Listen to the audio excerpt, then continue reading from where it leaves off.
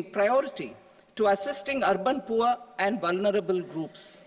A scheme for socio-economic upliftment of urban workers will be implemented to help them improve their incomes, have sustainable livelihoods, and a better quality of life. PM Swanidhi scheme has benefited more than 68 lakh street vendors, giving them respite from high-interest informal sector loans. Building on this success, the scheme will be revamped with enhanced loans from banks, UPI-linked credit cards with 30,000 rupees limit, and capacity building support. Social Security Scheme for welfare of online platform workers. Gig workers of online platforms provide great dynamism to the new age services economy. Recognizing their contribution, our government will arrange for their identity cards and registration on the e-Shram portal. They will be provided health care under PM Jan Arogya Yojana. This measure is likely to assist nearly 1 crore gig workers.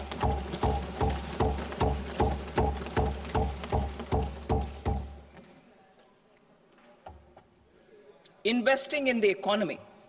Public-private partnership in infrastructure. Each infrastructure-related ministry will come up with a 3-year pipeline of projects that can be implemented in PPP mode. States will also be encouraged to do so and can seek support from the India Infrastructure Project Development Fund, which is a scheme to prepare PPP proposals. Support to states for infrastructure. An outlay of 1.5 lakh crore is proposed for the 50-year interest-free loans to states for capital expenditure and incentives for reforms. Building on the success of the first asset monetization plan announced in 2021, the second plan for 2025 to 30 will be launched to plow back capital of 10 lakh crore in new projects. Regulatory and fiscal measures will be fine-tuned to support the plan. Jal Jeevan Mission. Since 2019, 15 crore households representing 80% of India's rural population have been provided access to portable tap water connections. To achieve 100% coverage, I am pleased to announce the extension of this mission until 2028 with an enhanced total outlay. The mission's focus will be on the quality of infrastructure and O&M of rural piped water supply schemes through Jan Bhagidari.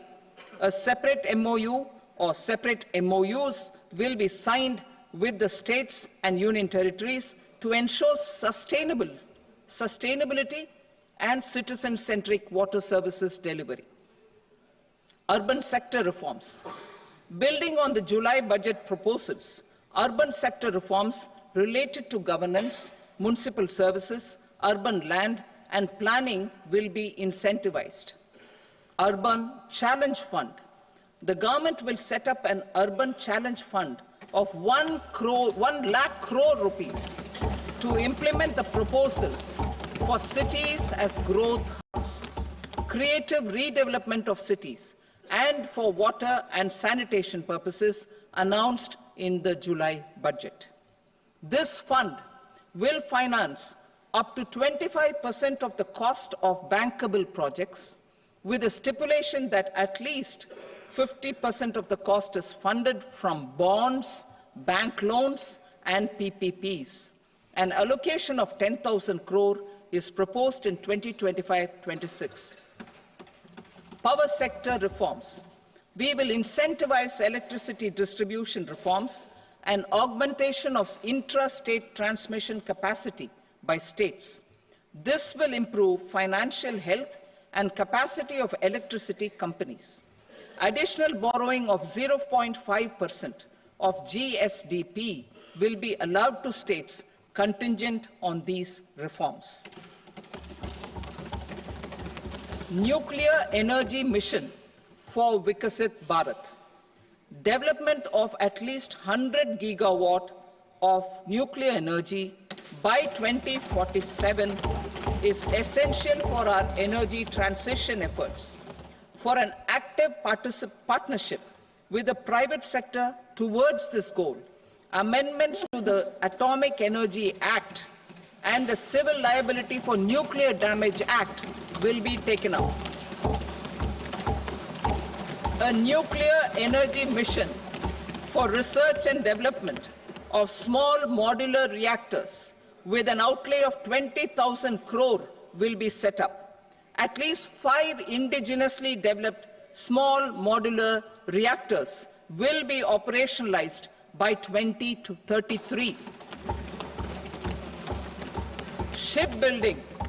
The shipbuilding financial assistance policy will be revamped to address cost disadvantages.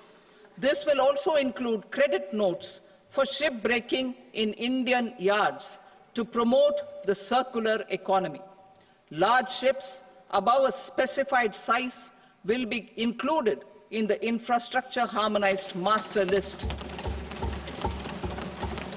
Shipbuilding clusters will be facilitated to increase the range, categories, and capacity of ships. This will include additional infrastructure, facilities, skilling, and technology to develop the entire ecosystem. Maritime Development Fund. For long-term financing for the maritime industry, a Maritime Development Fund with a corpus of 25,000 crore rupees will be set up.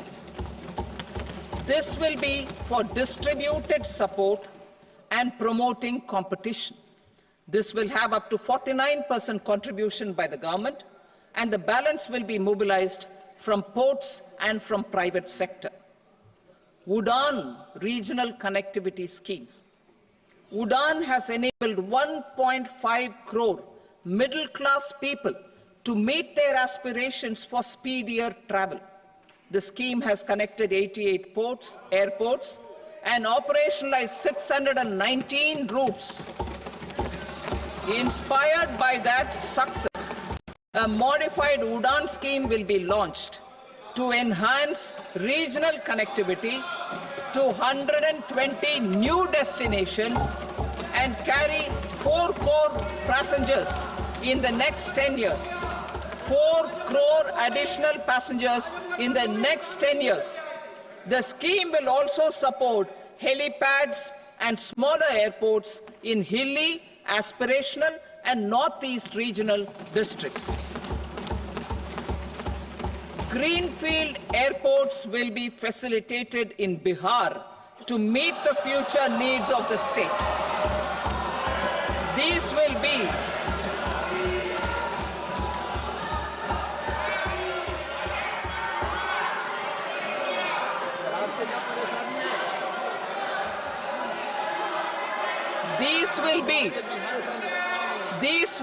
in addition to